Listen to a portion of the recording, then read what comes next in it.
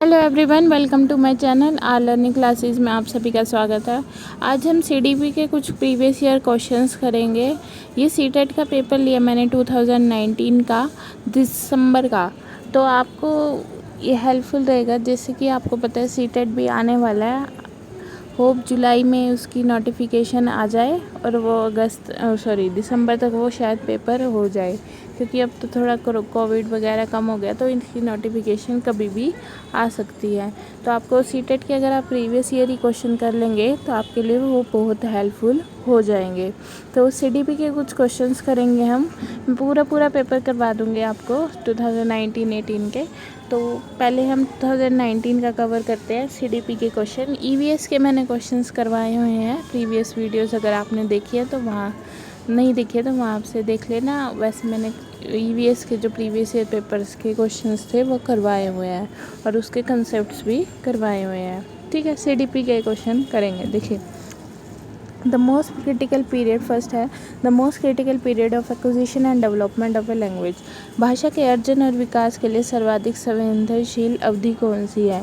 तो as you all know, जो हमारे डेवलपमेंट है उसकी कुछ स्टेजेस होती हैं, हमने देखी हुई है। हमारी 4 स्टेजेस है विकास की। पहली है हमारी शैशवावस्था, इन्फेंसी, जो जन्म से 6 वर्ष की होती है। फिर है हमारी बाल्यावस्था, चाइल्डहुड कहते हैं हम जिसको, वो 6 से 12 होती है। फिर हमारी एडोलसेंस आती है, फिर हमारा अडल्टहुड आता है। ऐसी ही डेवलपमेंट की कई स्टेजेस है। तो डेवलपमेंट की जो स्टेजेस है इसके अलग अलग एडवांटेज है हर किसी के। तो जो पूछा गया है कि एक्विजिशन जब हमारी डेवलपमेंट हो जाती है लैंग्वेज की, तो कौन सा क्रिटिकल पीरियड है? तो वो हमारा क्रिटिकल पीरियड इसके हिसाब से होएगा। क्वेश्चन ये early childhood. Most of the questions में अर्ली चाइल्डहुड ही आपका आंसर होगा। अर्ली चाइल्डहुड ही ऐसी स्टेज है जहाँ पे आपकी लैंग्वेज डेवलप्ड होती है और सबसे ज़्यादा डेवलपमेंट वहीं पे होती है आपकी। ओके, डेवलपमेंट के स्टेजेस के अंदर ये क्वेश्चन पूछा गया है। Which of the following is a stage is of moral development proposed by Lawrence Kohlberg की थ्योरी है एक। कोलबर्ग की थ्योरी देखिए, कोलबर्ग ने हमारी 6 स्टेजेस दी थी। पहले इसने डिवाइड कर रखा है इसने प्री कन्वेंशन, कन्वेंशन और पोस्ट कन्वेंशन में। पहली 2 स्टेज है punishment and obedience, instrument and element. फिर ये 2 में डिवाइड कर रखा है इंटरपर्सनल को, law and order, social contract and universal ethical principle. तो इसने कौन सा स्टेज पूछी गई है आपके अकॉर्डिंग? क्वेश्चन के अकॉर्डिंग इसने पूछा गया है कि कौन सी मोरल डेवलपमेंट्स आ जाती हैं। तो मोरल जो आपके यहाँ सोसाइटी के बारे में सोचना शुरू कर देते हैं, वो आपकी स्टेज है हमारी 2, जो है हमारी सोशल कॉन्ट्रैक्ट ओरिएंटेशन। 2 मतलब इसमें आप सोसाइटी के मोरल लॉज रूल्स वगैरह आप समझने लगते हैं और उनको अप्लाई करने लगते हैं अपनी लाइफ के अंदर। तो ये इसका आंसर है हमारा second. During classroom discussion a teacher often pay more attention to boys than girls. तो कक्षा में परिचय के दौरान एक शिक्षक प्राय लड़कियों की तुलना में लड़कों पर अधिक ध्यान, ये किसका उदाहरण है? तो ये क्या कर रही है टीचर? जेंडर बायसनेस कर रही है। जेंडर बायसनेस क्या होता है? जब टीचर एक के प्रति ज़्यादा अपना जो है अधिक ध्यान देती है, एक के प्रति वो कई बार उसका उल्टा भी होता है कि वो गर्ल्स की तरफ ज़्यादा ध्यान दे रखी है तो क्या है, अगर बॉयज़ की तरफ ज़्यादा ध्यान दे रखी है तो क्या है? तो वो जेंडर बायसनेस है। बायसनेस क्या कहता है जेंडर बायसनेस? कि क्या करना है, आप एक के प्रति ज़्यादा इच्छुक हैं और ज़्यादा उस पर ध्यान देते हैं, तो इसलिए इसका आंसर है हमारा 1। Which of the following is an effective strategy to reduce gender stereotype and gender role conformity? बच्चों में जेंडर रूढ़िवादिता एवं जेंडर भूमिका के अनुरूपता को कम करने के लिए निम्नलिखित में से कौन सा पद्धति प्रभावशाली है? इसमें क्या पूछा हुआ है? Gender stereotype. हमारे स्टीरियोटाइप हो जाता है कि ये बॉयज़ है, ये ऐसा नहीं कर सकते, गर्ल्स है, ये ऐसा है, ये जेंडर स्टीरियोटाइप होता है।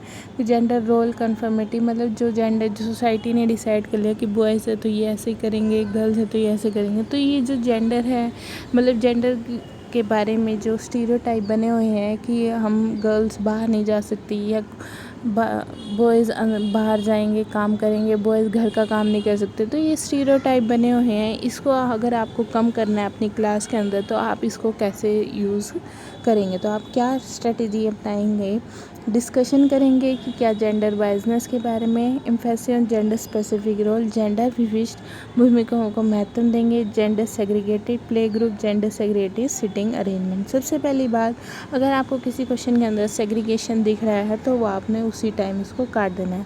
आपको सेग्रीगेशन करना ही नहीं है। सेग्रीगेशन का मतलब होता है आप अलगाव करें, दोनों को अलग अलग करें, मतलब आप भी जेंडर स्टीरियोटाइप को ज़्यादा बायसनेस को मतलब या स्टीरियोटाइप को बढ़ावा दे रहे हैं। तो आपने अलग अलग नहीं करना है, बॉयज़ को अलग बिठा दिया, गर्ल्स को अलग बिठा दिया, सिटिंग अरेंजमेंट, प्ले ग्रुप अलग अलग ना, तो आपने सेग्रीगेशन तो करना ही नहीं है। आपको किसी क्वेश्चन में ये सेग्रीगेशन का दिखे तो आपने हटा देना है। हमेशा हमने इंक्लूज़न की बात करनी है। तो इसका आंसर आपके हिसाब से एम्फेसिस, अगर आप ज़्यादा से ज़्यादा ध्यान देंगे ये एम्फेसिस मतलब क्योंकि आप रोल ध्यान देंगे तो इससे कोई इफ़ेक्ट नहीं पड़ेगा। आपको सबसे ज़्यादा इफ़ेक्ट किसके अंदर देना है कि डिस्कशन करें, आप बच्चों के साथ डिस्कस करें कि अगर आप बॉयज़ हैं बॉयज़ को समझाएं, गर्ल्स को समझाएं या इकट्ठे मतलब डिस्कशन करें एक साथ मिलके कि कोई अलगाव कोई भेदभाव की भावना आपने अपने अंदर नहीं रखनी है। हमेशा एक दूसरे का सपोर्ट करना है और एक दूसरे के काम को और ज़्यादा महत्व देनी है, सपोर्ट करना है। और कोई काम कोई भी कर सकता है, ज़रूरी नहीं है कि लड़के कुछ नहीं कर सकते या लड़कियां कुछ नहीं कर सकती। तो आपने क्या है डिस्कशन के थ्रू आप बच्चों को समझाएंगे और उनके जो अंदर माइंड के अंदर बात है उनको हटाएंगे। आगे है which of the following three will viewing children as active seeker of knowledge emphasis on the influence of social and culture context on their thinking. आप सभी को पता है सामाजिक के अगर आप किसी भी क्वेश्चन में सोशल एंड कल्चर कंटेंट दिख गया, सोशल सामाजिक और सांस्कृतिक विषय के वस्तुओं के बारे में उन्होंने पूछी हुई है, मनोविज्ञान में किसने कहा था, तो ये कौन है, लेव वाइगोत्स्की। आपको कहीं भी सोसाइटी के बारे में दिख जाए कि ये सोसाइटी की बात किसने करी है तो वो कौन है, लेव वाइगोत्स्की। तो आप ये लिख ले। कुछ क्वेश्चन तो ऐसे ही सोशल कंस्ट्रक्ट आ जाता है, कई बार सोशल एंड कल्चर कंस्ट्रक्ट आ जाता है। तो जो भी सोसाइटी की अगर बात कर रहे हैं, अगर ये यहाँ तक होता है एक्टिव सीकर ऑफ नॉलेज तो ये हमारा क्या हो जाता है, पियाजे हो जाता है। लेकिन इसने आगे सोसाइटी की बात कर दी तो इसका आंसर है लेव Vygotsky. While working on a jigsaw puzzle, 5-year-old Nanjma says to herself, "Where is the blue piece? No, not this one duck that would go there and make this shoe." The kind of talk is referred by Lev Vygotsky. जिगजॉ पहेली को करते हुए 5 वर्ष की नजमा स्वयं से कहते हैं, नीला टुकड़ा कहाँ है? नहीं, ये वाला नहीं, गाढ़े रंग वाला। यह जूता पूरा बन जाएगा। इस प्रकार की पत्रिका को वाइगोत्स्की किस तरह से संबोधित करते हैं? देखिए कई बार हम आपस में खुद से ही बात करने लग जाते हैं, ये ऐसा हो जाएगा, ये वैसा हो जाएगा। तो ऐसे ही एक निजमा है, 5-year-old की बच्ची है, तो वो क्या करती है, अब कुछ पजल्स वगैरह सोल्व कर रही है तो उसको अपने आप से बात करती है कि ब्लू पीस कहाँ है, तो नीला टुकड़ा कहाँ है। तो वो उसको एक नीला टुकड़ा दिखता है तो वो कहती है ये वाला नहीं, इससे ज़्यादा डार्क वाला। तो वो क्या कर रही है, सबसे पहली बात आगे आपने पूरा क्वेश्चन पढ़ना है। ये किसके अकॉर्डिंग पूछा हुआ है, वाइगोत्स्की के अकॉर्डिंग। वाइगोत्स्की के अकॉर्डिंग इसको कहते हैं हम प्राइवेट स्पीच, व्यक्तिगत वार्ता। इसमें हम वाइगोत्स्की और पियाजे के अंदर 2 डिफरेंस है इसमें। जब अगर बच्चा अगर आपका खुद से बात कर रहा है तो अगर उसने आगे क्वेश्चन में लिखा है वाइगोत्स्की के अकॉर्डिंग इसको व्यक्तिगत वार्ता कहते हैं, मतलब प्राइवेट स्पीच कहते हैं। अगर वाइगोत्स्की की जगह यहाँ पे लिखा होता पियाजे पूछा होता तो पियाजे के अकॉर्डिंग यहाँ पे ईगोसेंट्रिक स्पीच आ जाता आपका आंसर। यह क्वेश्चन ध्यान से समझिएगा कि अगर इसके अकॉर्डिंग अगर वो आपस में बात खुद से बात कर रही है, अगर वो उसने पूछा है क्वेश्चन के अकॉर्डिंग वाइगोत्स्की के तो आपका आंसर होगा 1 प्राइवेट स्पीच। अगर यहाँ पे वाइगोत्स्की का पियाजे लिखा होता, पियाजे के अकॉर्डिंग आपका आंसर हो जाता ईगोसेंट्रिक स्पीच। तो इसका आंसर है 1 क्योंकि वाइगोत्स्की इन्होंने पूछा गया है, 1 है इसका आंसर। Giving cues to the children and offering support as when needed in an example. बच्चों को संकेत देना तथा आवश्यकता पड़ने पर सहयोग प्रदान करना। बच्चों को आप जब सपोर्ट करते हैं, छोटे मोटे क्लू बता देते कि बच्चों ऐसे नहीं, ऐसे छोटे मोटा कुछ है, तो इसको हम क्या कहते हैं, हम स्कैफोल्डिंग कहते हैं। इसको हम क्या कहते हैं, स्कैफोल्डिंग। जब आप थोड़ा सा सपोर्ट करते हैं बच्चों की ऐसे नहीं ऐसे होगा तो इसको क्या कहते हैं, ढांचा, स्कैफोल्डिंग। अब है रीइंफोर्समेंट। रीइंफोर्समेंट दो तरह की होती है, पॉजिटिव या नेगेटिव। रीइंफोर्समेंट का मतलब होता है आप रिवॉर्ड्स वगैरह दे रहे हैं, वो पॉजिटिव हो गई। अगर आप पनिशमेंट दे रहे हैं तो वो नेगेटिव हो गई।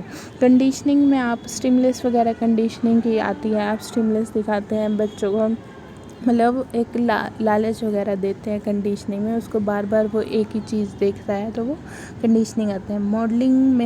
मॉडलिंग एल्बर्ट बेंडूरा ने दी थी। मॉडलिंग में क्या करता है, बच्चा इमिटेट करता है, मतलब कि वो सामने वाले, मॉडलिंग में बेबी डॉल के ऊपर बेंडूरा ने एक एक्सपेरिमेंट करा था, वो हुआ था। तो उसमें उसने एक्सपेरिमेंट में क्या सर्च करा कि बच्चे जो हैं देख के सीखते हैं, बच्चे क्या है इमिटेट करके सीखते हैं, जो सामने वाला करता है उसके आगे वही बच्चा करके कॉपी करने की कोशिश करता है। तो मॉडलिंग में आपका क्या है, इमिटेट करना। कंडीशनिंग में स्टिमुलस का आता है। रीइंफोर्समेंट में आप रिवॉर्ड्स वगैरह देते हैं, रिवॉर्ड्स हो गए तो पॉजिटिव, अगर आपने पनिश कर दिया तो वो नेगेटिव रीइंफोर्समेंट हो जाएगी। बट इसके अकॉर्डिंग इसने क्वेश्चन पूछा हुआ है, क्लूज़ वगैरह देना, आप सपोर्ट कर रहे हैं थोड़ा बहुत, तो इसको क्या कहते हैं, स्कैफोल्डिंग। इसका आंसर है हमारा 4। Which of the following behavior characterize the concrete operational stage of Jean पियाजे? जीन पियाजे की 3-4 स्टेज दी हुई हैं उन्होंने, SPCF। जीन पियाजे sensory motor, pre operational, concrete operational, formal operational. इनने पूछी हुई है सी में क्या हो जाता है, सी में क्या होता है, हाइपर डिडक्शन रीजनिंग। देखिए सी का बच्चा हाइपर डिडक्शन रीजनिंग नहीं करता, ये हमारी फॉर्मल है। आगे है कंजर्वेशन एंड क्लास इंक्लूजन, देखते हैं deferred imitation and object permanence, और make believe play and irreversibility of thought. देखिए ये है पियाजे की थ्योरी जो मैंने बताई थी, SPCF। Birth to 2 year, 2 to 6, 7 से 11 और 12 ईयर से आगे अडल्टहुड। देखिए क्या है इसमें, सबसे पहले अब जो सेंसरी मोटर रहता है उसके अंदर क्या होती है, सेंसेस वगैरह बच्चे क्या है यूज़ करता है, जिसके अंदर उसका है ऑब्जेक्ट परमानेंस की लर्न करना शुरू कर देता है। उसको ऑब्जेक्ट दिखना, मतलब वो ऑब्जेक्ट से खेलता है, उसको पता लग जाता है ये चीज़ मेरी कहाँ है, कहाँ रखी है। 2 से 6 प्री ऑपरेशनल, इसमें क्या बच्चे को सिंबॉलिक थिंकिंग आ जाते हैं, लैंग्वेज यूज़, इगोसेंट्रिक थिंकिंग आ जाती है, मतलब वो अपने आप से बात करता है, ये है। Imagination, experience, growth, child centre हो जाता है, तो D centre sorry. Concrete operational में वो थोड़े बहुत लॉजिक अप्लाई शुरू करने, 7 से 11 साल का बच्चा आपको थोड़े बहुत लॉजिक लगाने शुरू कर देता है। कंजर्वेशन, नंबर्स ऑफ आइडियाज़ को उल्टा आइडियाज़ लगाने शुरू करते हैं। फिर वो क्या है, think abstractly, hypothetical ideas, broader issue, ethical and political इसके अंदर आ जाते हैं। अकॉर्डिंग टू क्वेश्चन हमारा क्या पूछा गया है, SPCF मतलब कि थर्ड स्टेट पूछी गई है। हाइपोथेटिक क्वेश्चन मैंने अभी बताया कि ये फॉर्मल में आती है तो ये तो नहीं होगा। आगे है डेफर इमिटेशन, ये तो फर्स्ट में ही आ जाती है। ऑब्जेक्ट परमानेंस को make believe play and play करना, इरिवर्सिबिलिटी ऑफ थॉट, ये भी हमारा फॉर्मल में आता है। तो इसका आंसर है हमारा 2, जो क्या करता है वो कंजर्वेशन और क्लास इंक्लूजन करता है, संरक्षण और कक्षा समावेशन। Which of the following is a Piaget development construct in the context of cognitive development of children?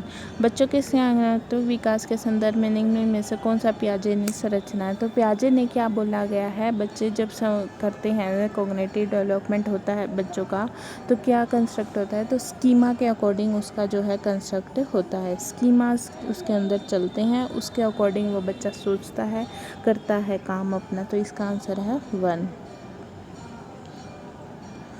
Primary objective of assessment should be, क्या आकलन का प्राथमिक उद्देश्य है? असेसिंग रैंक देना बच्चों को, understanding child clarity and confusion about related concept, labelling student as per their score, making marking pass fail in their report card. तो सबसे पहली बात आपने क्या ऑब्जेक्टिव में असेसमेंट में करनी है, आपने रैंक तो नहीं देने, कभी भी बच्चों को ऊपर नीचे का श्रेणी नहीं करनी है, आपने लेबल नहीं करना अकॉर्डिंग टू देयर स्कोर। इसमें क्या है, ऊपर नीचे फिर वो जो फर्स्ट वाला है वो सेकंड वाले को कुछ नहीं समझेगा, सेकंड वाले को नीचे जो थर्ड वाला है या उससे जो नीचे कम वाले बच्चे हैं तो उनके बीच में ऐसे भेदभाव की भावना नहीं उत्पन्न करनी। तो आपने लेबल नहीं करना, बच्चों को रैंक नहीं प्रोवाइड करना, पास और फेल नहीं लिखना रिपोर्ट कार्ड के अंदर।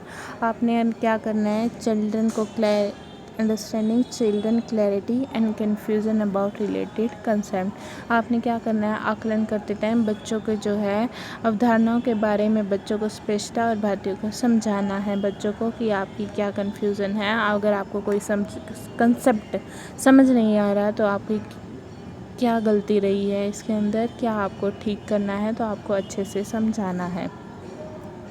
मतलब आपको बच्चे को सबसे पहले इस CDP के अंदर आपने कोई भी ऐसा क्वेश्चन नहीं देखना जिसके अंदर बच्चा क्या हो, पैसिव हो, भेदभाव की बात, सेग्रीगेशन की बात हो रही हो, कहीं भी आपको ये रैंक की बात हो रही हो, लेबल की बात हो रही हो, आपको वो क्वेश्चन देखते ही वो ऑप्शन देखते ही हटा देना है। सेग्रीगेशन, पैसिव हो बच्चा, रैंक आप लेबल लगा रहे हैं, रैंक दे रहे हैं, कोई भी ऐसी बात है बच्चों को जो अलग कर सकती है एक दूसरे से, तो वो आपने नहीं करनी है। हमेशा बच्चों को इंक्लूज़न के अंदर समावेशी शिक्षा देनी है और एक सबको सपोर्ट और सम्मान एक दूसरे एक साथ और एक जैसा ही देना है।